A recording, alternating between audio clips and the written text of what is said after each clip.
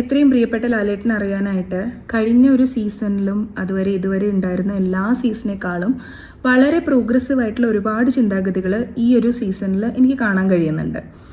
അപ്പോൾ അതിൽ കമ്മ്യൂണിറ്റിയിൽ നിന്ന് എത്രത്തോളം ആൾക്കാർ വന്നിട്ടുണ്ടെങ്കിലും എനിക്ക് തോന്നുന്നത് വ്യക്തിപരമായി ആദിലയ്ക്ക് നൂറയ്ക്ക് ഒരുപാട് അക്സെപ്റ്റൻസ് കിട്ടുന്നുണ്ട്.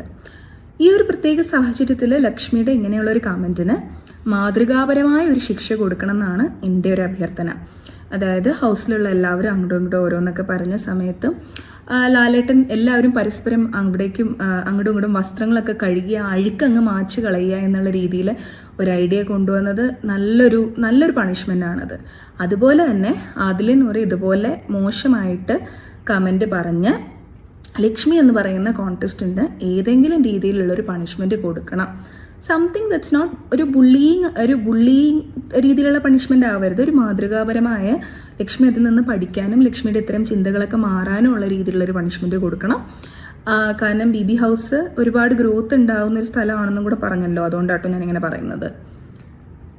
Doctor Gayathri Menon, doctor Gayathri's wellness space.